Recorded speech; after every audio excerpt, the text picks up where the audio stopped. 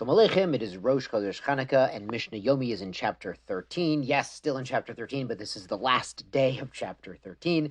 Mishnah 12, Yud Beis. Yavam Koton, the surviving brother, was under bar mitzvah, Shebal Yavam Ketana, and the widow was under bat mitzvah, and they went ahead and did Yibum. Now, ideally, we would tell them to wait until they grow up and make an informed decision as adults, but they went ahead and did that.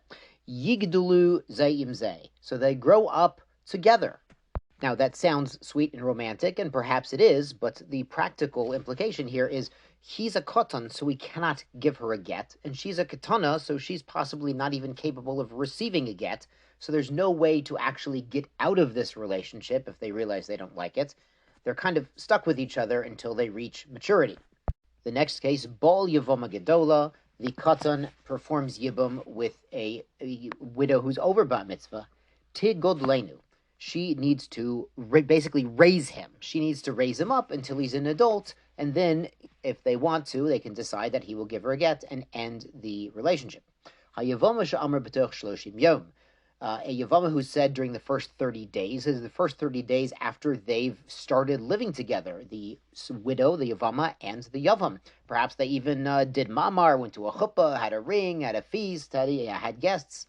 But she comes to court within the first 30 days, and she says, Lo nivalti, we were not intimate together. Now recall, it's not the ceremony or the ring that creates the Yibum bond, it's the actual physical intimate act. Kofin Oto, the court forces him, Sheyachlotz law, to do a Halitza with her. Now, why can't the court just tell him, go ahead and do the Yibum already? What are you waiting for? It's been 30 days, do the Yibum. Well, she's coming to court with a get in her hand. Turns out they didn't, they decided they didn't want to continue this relationship. She shows up with a get. Now, normally a get would work if the Yibum actually took place, but not only is she holding a get from the Yavam, but she's saying there was never actually the physical act of Yibum didn't actually take place. So within the first 30 days, we believe her. It might be people didn't get around to it, didn't feel comfortable, it's his brother's widow, it's a little odd. So we believe her and we force him to do Halitza. But la'achar shloshim yom, if they've already been, we considered married, living in the same household for over 30 days, mivokshin heimenu, we request from him, shiachlot spa, that he perform Halitza with her. We don't force him. We're not going to, levy sanctions or excommunications, but we ask him nicely. The reason being is that after 30 days, we assume they were comfortable together, and we assume that probably the Yibum did take place, as he's claiming and she's claiming otherwise. Finally, Bizman Shehu Modeh, but if he admits that the actual act of Yibum did not take place when they were living in the same household, afilu la'achar 12 chodesh, even if it's been over a year, kofi noto sheyachol spa, we force him to perform Halitza. He's shown us he's not going to do the Yibum, so he needs to go ahead and perform the Halitza and release this woman to marry someone else. On to Yud Gimel. Thank God, Yud Gimel here. Noderet chana miyavoma, a woman who makes a neder, a vow, vowing all benefits from her Yevama, from her brother-in-law. And we're going to cover Nedarim in great detail when we get to Masechet Nedarim and how these are effective. And this neder was made b'haye bola. The Mishnah says this was during her husband's lifetime, so she is not allowed to gain any benefit from the brother-in-law.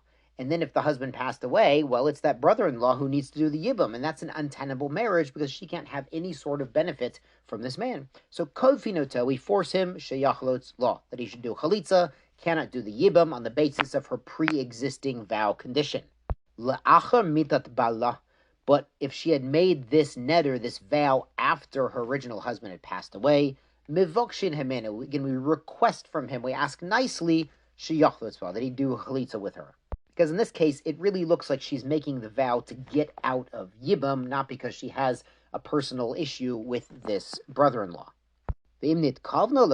But if she really intended to get out of the mitzvah, afilu b'chaye bola, even if she made the neder against the brother-in-law, well, her original husband was still alive, mivokshin heminu sheyachlotz law. We request that he does chalitza. We don't force him to do chalitza.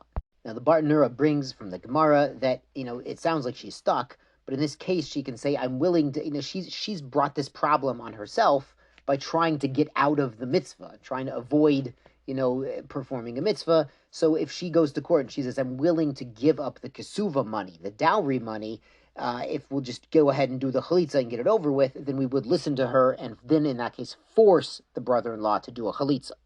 Chodesh Tov and Chanukah Sameach.